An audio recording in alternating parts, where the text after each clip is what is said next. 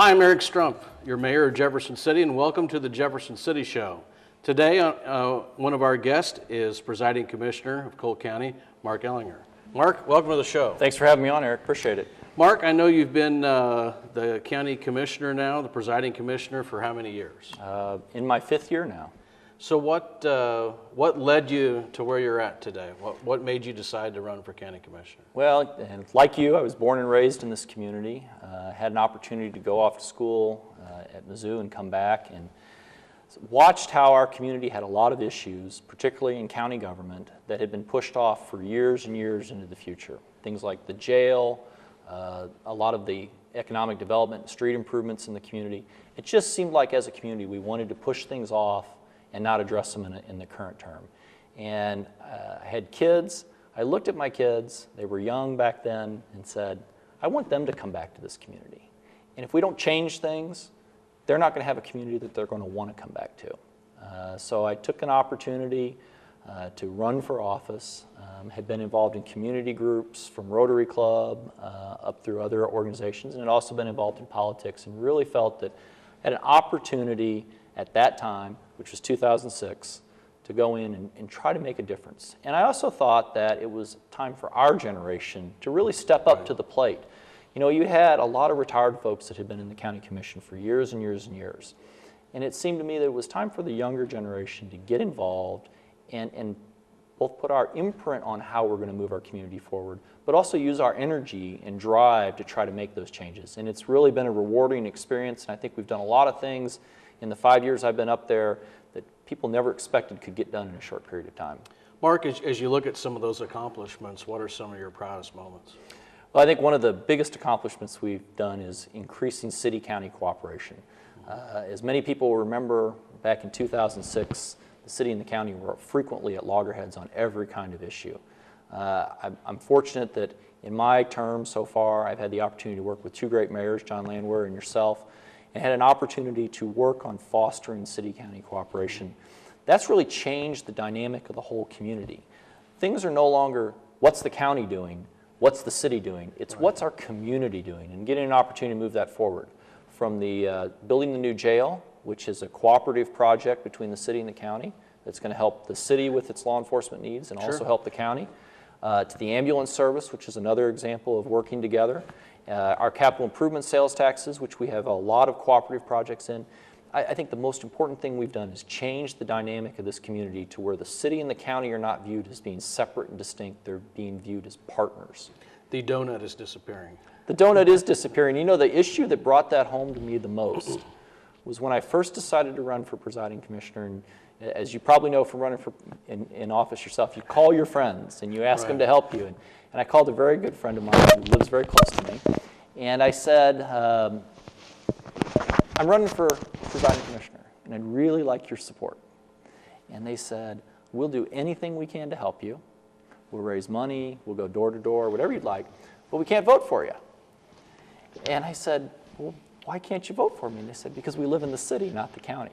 And that's what, more than anything, brought that concept home, and that's why we had to change the concept of the difference. I think you've played a huge role in that, Marc, on behalf of John and I, and really the whole city and the whole county.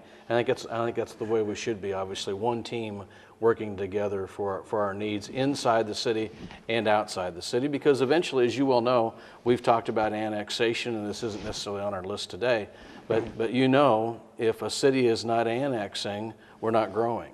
And we have to grow in order to prosper as time goes on. Yes, cities have to grow or they die. They have to grow both geographically, they have to grow population-wise, and perhaps most importantly, they have to grow their wealth. They have to always be increasing their opportunities for younger people and for older people to want to be in that community. I think that steady, gradual annexation for the city makes a lot of sense. I was fortunate to serve as the chairman of the Capital Area Partnership for Planned Growth, which was after the 2003 annexation was formed, both of opponents of annexation and proponents of annexation. And the universal agreement that everybody came up with was planned annexation, planned growth made sense for the city because it allowed the city to grow, it allowed the community to become more dynamic. And I think we've seen a lot of that over the last 5 or 6 years, and it's been very, very successful. We talk about city growth. There's something that obviously is coming up on February 7th, and that's the vote on transformation. I know you and I have been, as far as city leaders, we've been involved in that very, very early. What are your thoughts on transformation? What do you think the biggest impact projects for our community and the county could be? Well, I think transformation itself is more than just the city government and the county government getting involved, and we have been active players in it. But it's the whole community. You know, there were community forums, hundreds of people were involved. People from all walks of life, not just young professionals, but working class folks, not just young people, older people, not just government folks, private sector folks. You know, it was everybody in the community got an opportunity to come forward and give their ideas and their thoughts. And that's what got distilled down into this package. So it's a great opportunity to move our community forward. If we stand still, we fall behind. And I know we don't want to be Columbia, but Columbia is a good example of what can happen if you don't stand still. If you partner with your educational institutions, if you partner with your businesses, you can grow, you can expand. We've watched our population of young people leave. We've watched our businesses struggle. And now our biggest employer, state government, is struggling. And I think it brings home to people that we have to make a change, and transformation is the right change. And if you look at the list of projects, it crosses every demographic of the community. It touches everyone. It's not just about education. Right. And there are great opportunities with Lincoln University, who's one of our most important partners for growth in the future. But you have an opportunity to bring in tourism with the convention center coming. You have an opportunity to see revitalization of the Old Town area, which is so important. As our buildings get older, if we don't take care of them, we lose our history. And a lot of young folks want that history. They also want to have opportunities, and I think transformation really is exciting to bring those opportunities forward. And Mark, I think it's very important for our viewers to realize that the budgets that you and I, along obviously you with the other county commissioners and myself with the city council, there's not a lot of extra money in those budgets for these projects. So if we're going to do these projects, really the half-cent sales tax is probably the best way to do those. I don't know if there was other ways out. I don't remember any other funding sources out there that could get this much done in this short amount of time and really give a huge economic boost to our community. Well, you have to have funding to create these projects. And I think that the stream with the sales tax, first of all, it's only for 10 years, so it has a sunset in it, and it goes away after those years. And I think what's important is it jump-starts the projects. We could try to scrimp and save as city and county government, and I'm sure we're all good stewards of the taxpayers' dollars, and we could find money to do a little project here. And a couple of years later, we could do another little project. Right. The problem But the impact. You get no impact from Right. those. If you rehab one block, you have great impact on that one block, but you don't have a lot of impact on the surrounding area. Right. If you can rehab 5 or 6 blocks, now you create a cluster where there's real growth and opportunity. And I think that's what transformation does. Instead of just fixing a couple of storefronts, it fixes a core of our community and allows growth. If we don't do it up front, if we don't do the tax, if we don't get that money injected immediately, we dribble it out in the future, and we never get an opportunity to see that bang that creates the combustion that's required to really get a fire going in a community that makes it grow. And I think what's happened too, as far as our state jobs, over time they've declined. Well, now we're at the point that we really need that the big boost that transformation can give. I know we talked earlier, and we talk obviously a lot about these different issues just one-on-one, but tell me about your thoughts of MSP and where you think MSP could go in the future. MSP is the future of the community. It's the future in two perspectives. First of all, the opportunity that's out there that close to downtown. You're 6 blocks from the state capitol. You're 4 blocks from the main shopping area in downtown on High Street. It's such a great opportunity to invest in an area that will not only bring businesses in, but bring tourists in and create a dynamic community over there. All you have to look at to understand how effective it's been is since we've really started talking about MSP, you've seen businesses going in on the central east side of town, places like Prison Brews, O'Donoghue's. Those businesses probably would never have gone there if it weren't for the future potential of that entire area growing and developing. So it really is a great opportunity to increase our future by investing in a large geographic area that's so closely centered to downtown. I don't know of any other city in Missouri, or for that matter anywhere, that has an opportunity for 150 acres, 6 blocks from the core of the downtown, that's open and available for development. I think it's an opportunity that we have to grasp and we have to move it forward, because it allows us to bring in young people, it allows us to keep our existing population, and most importantly, it allows us to grow private sector jobs. We've seen what's happened with state government, just like you referenced. It's gotten smaller. That trend's not going to change in the near future. We have to look at how we create private sector jobs and growth in this community, and investing in MSP is a big step towards generating that private sector growth. I think that's one thing that transformation does a good job of, and it invests in different parts of the community. So I think we can actually see true growth in several areas of the community at one time. And I think a town this size, that's really what we need. I think you look across Missouri, there's not any other towns out there right now that have this type of citizen-led movement for economic development. Yeah, I think a lot of people always think Jeff City trails behind everybody else. Right. And I think what we're seeing in this community today is we're trying to get out and be leaders. Not only leaders inside our community by moving our community forward, but leaders across the state to show folks that this is where you want to be. This is a growing, dynamic community. On February 7th, we'll get an opportunity to really show folks across the state, for that matter across the nation, that Jefferson City is committed to bringing young people in, creating private sector jobs.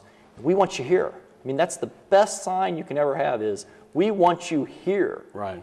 And I think that's a great opportunity with transformation. Let's let people get excited.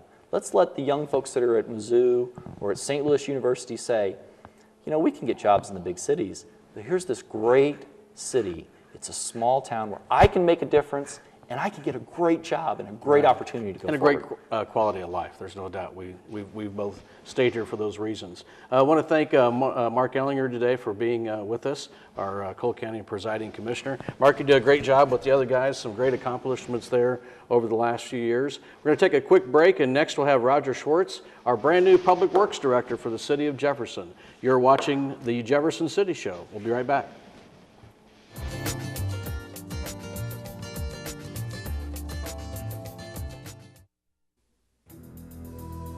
More than half of America's most important military decisions are made here. No, it's not the Pentagon or NORAD or the headquarters of Air Combat Command. It's the place that employs over 50% of our armed forces. It's where you work. See you in a couple weeks. So when your employees in the National Guard and Reserve need time off to serve, give them the freedom to protect ours. Diabetics, anyone over 60. African Americans and Hispanics over 40. We're all at risk for vision loss.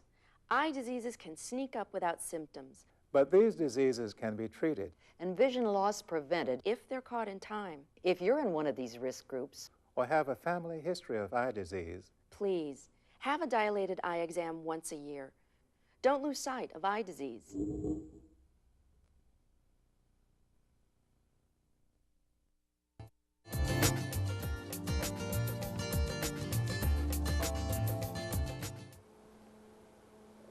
Welcome back to the Jefferson City Show. I'm your Mayor, Eric Struemph. Proud to have with me today one of our new hires at the city, Mr. Roger Schwartz, our brand new Public Works Director.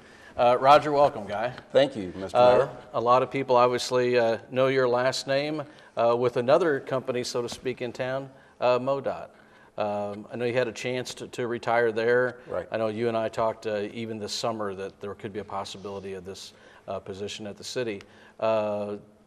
I'm assuming you're not a golfer. Why would you retire and get right back into the mix? Well, you know, when you look at the things that are going on in the city today, that's what interested me.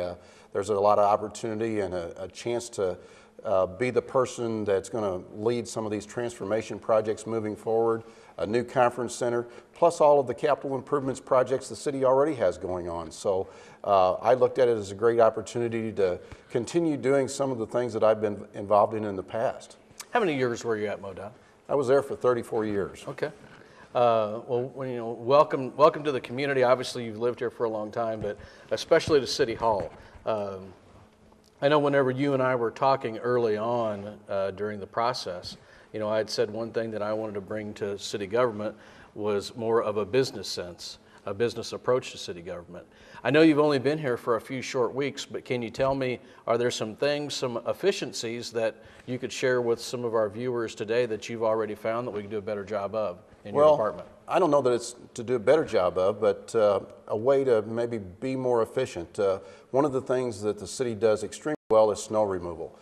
Their staff goes after it and really does a great job. But what I'm seeing is maybe sometimes we put out a little more salt than what we need to for a given storm. And after the storm's over, you see how white the streets are, and you might see some salt laying around. So we're going to go through and we're going to calibrate all those trucks, and we're going to try to make sure that they're all putting out the right amount for the storm, and not follow up and do extra that may not be needed. So certainly we can save a little money there for the city. Another area that I'm looking at is how we purchase our fuel. Today, you know, you can actually purchase that off of a pipeline price through this OPUS process, and I've already talked to our purchasing folks about that. It can be contracted still. It comes from a local supplier, but you can maybe make a better deal under a contract long term. Are you buying it kind of like at the futures market, so to speak, or something like that? You're actually buying it off of the daily pipeline price. Okay. Versus how it's done today is the city staff would call all of the local vendors and get a price for the day. But under this new procedure, you would give the local vendors a percentage for their handling, basically. So not only would that save money within Public Works, but obviously all the other departments too. And that's why I think with your experience, Roger, you'll be a great asset to our community. You know, we talked a little bit earlier about transformation. You know, those projects, the implementation phase of those. You know, there's a board of directors that's appointed by the city, the county, and the public schools. And really after that, your staff would be the staff that would really be assigned to that board. Can you explain more of that, please? Well, yes. You know, the engineering department is part of Public Works, so any engineering type projects would be led by the Public Works department, and whether it's hiring a consultant to do the final design work or whether we're going to do it with in-house staff. We certainly don't have enough people in-house to do very many of these transformation projects. The majority of them are going to have to be done outside of the city by some help from a consultant. So we'd be managing the consultants that are doing work. We would be ensuring accountability by making sure that these projects stay on budget and on the schedule that they're set up for. That's one of the things that I'm currently working on right now, is to look at the entire list of 30 projects.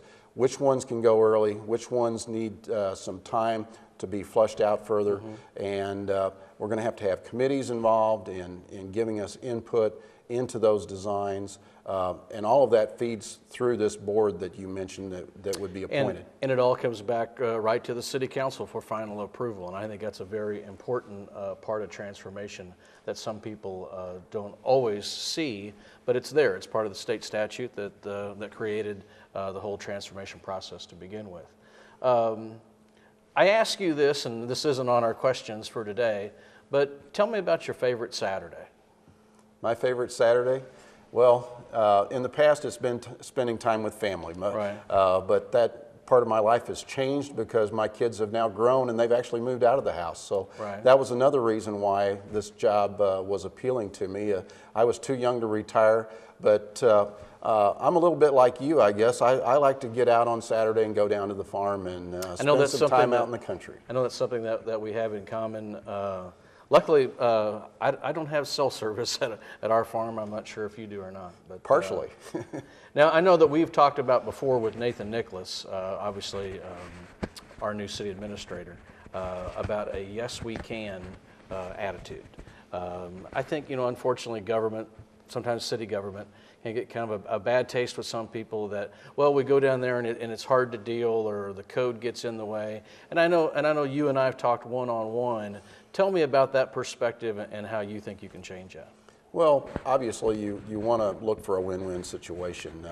there might be some hurdle in the way that you can't do something that someone brings forward, but you need to explain to them why you can't, when you can't do it. But you know, if it's something that can be done, let's find a way to give them something out of what they're requesting. Maybe you can't give them everything, but let's find something that we can do to help their situation and make them feel better about the services the city's providing. And I think so far, I know since Nathan's been on board, I think that's gone a lot better, and I'm glad to see that, and I think you'll be a very positive role model in this too. Let's talk about some of the really big projects coming up, one that you were involved in at MoDOT. Let's talk about Lafayette and what the projections of that are right now. Well, it's on schedule for construction in 2014. MoDOT does have this in their design phase right now, and the city's engineering staff is working with their designers to try to make sure that everything is going to be a top-notch facility there, because it's going to be the front door to the prison redevelopment, but also the front door to Lincoln University and even Jefferson City High School. So we want this interchange to look good and be something that'll function well. One of the things that we've talked about already at the city is you've got that rock bluff next to the Lincoln University president's home there that is pretty much an eyesore right next to downtown, and we would certainly like to change that and have a wall along there in the future that is aesthetically pleasing, possibly even with some planters on the side of it like you see in some of the cities. So we're looking at those kind of options to try to make it attractive. I know that's one thing that you and I have talked about along with Nathan. When I first got on the city council, it's odd, when you first become a city official, you look at your city in a completely different light. Before, I would not necessarily notice a crack in a curb or a crack in a road. But becoming the mayor, you notice a lot about your city. And I try to look at the city in the way that visitors passing through our city would look at that. I know we've talked a little bit off camera about some ways that we can improve that. How do you think we can improve some of those things that will make us look better as people come through Jefferson City, especially to get them to stop and shop here? Well, and I've got the same issue. My kids used to hate to travel with me because I would always be pointing out all of the things that I would see along the roadside that, you know, they could fix this and it wouldn't take too much. And those are the little things I think that we need to look at, is the entrances to our city. How can we spruce them up so that they look good without spending a huge amount of money? Obviously, there's, you know, money's always an issue and something that you got to consider, but there are little things that you can do to keep things looking nice, I think, that helps the image of people passing through the city. Transformation has a few of those things in it, some of the signing that's proposed to try to direct folks. People that are coming here for the first time, they don't know where everything is. Today, GPS helps a lot of those things, but those are all things that we've got to look at to bring the whole experience for people coming into town. Well, Roger, I want to thank you for being here today, and more importantly, on behalf of the entire community, thanks for not taking up golf. You will do a great job for our community, and as the transformation movement moves forward, I think you'll be a great team member, and welcome to City Hall on behalf of everyone. I'm pleased to be here. Well, thank you.